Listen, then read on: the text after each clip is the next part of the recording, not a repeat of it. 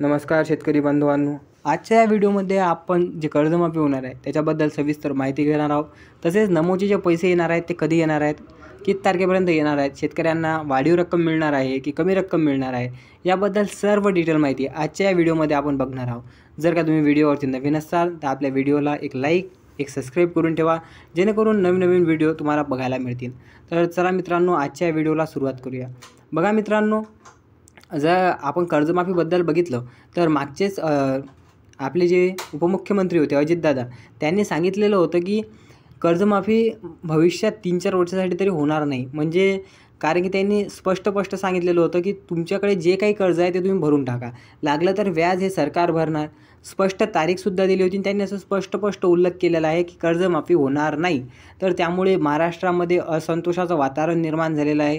कारण की खूप साऱ्या शेतकऱ्यांना आशा होती की नाही काही तर कर्जमाफी होणारच, कारण की जाहीरनाम्यामध्ये असं घोषित केलं होतं। परंतु अजितदादा पवार यांनी सांगितलं की कर्जमाफी होऊ शक्य नाही आहे, कारण खूप साऱ्या योजनांचे पैसे अजून देणार आहेत। लाडकी बहीण योजना झाली, नमोची योजना झाली, सरकारी नोकरीवाल्यांचे वेतन झाले, त्यांचे पेन्शन झाले, ह्या सर्व गोष्टी आणि महाराष्ट्रामध्ये विकासाची कामे देखील, या सर्व गोष्टीला निधी अपुरा पडणार आहे जर का कर्जमाफी केली तर।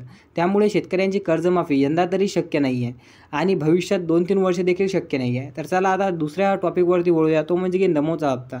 आपल्याला नमोचा हप्ता कधी मिळणार आहे, किती मिळणार आहे की नाही?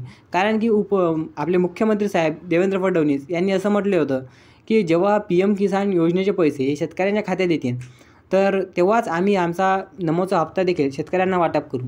पण PM किसानचे पैसे आले बी, ते खर्च पण झाले, पण तरीसुद्धा नमोचा हप्ता अद्यापही काही शेतकऱ्यांच्या खात्यात आले नाही। तर असं वाटत आहे की येत्या जे आता अधिवेशन होते ते अधिवेशन संपले आणि आता 31 मार्च संपल्यानंतर, कारण की मार्च एंडिंग हे संपल्यानंतर आपलं नवीन आर्थिक वर्ष चालू होणार 1 एप्रिलपासून। तर 15 एप्रिलपर्यंत हे शेतकऱ्यांचे पैसे त्यांच्या खात्यामध्ये येण्याची संपूर्ण शक्यता दर्शवली जात आहे। कारण की आपलं जे नवीन आर्थिक वर्ष चालू होणार आहे 1 एप्रिलपासून चालू होणार आहे। 1 एप्रिलपासून ते 15 एप्रिलपर्यंत शेतकऱ्यांचे पैसे त्यांच्या खात्यामध्ये येण्याची दाट शक्यता वर्तवण्यात येत आहे। तरी जर का तुम्ही चॅनलवरती नवीन असाल तर चॅनलला सबस्क्राईब करून ठेवा। तुम्हाला हा व्हिडिओ कसा वाटला हे कमेंट बॉक्समध्ये नक्की कळवा। भेटूया पुन्हा अशाच एका नवीन व्हिडिओमध्ये। तोपर्यंत जय हिंद, जय महाराष्ट्र।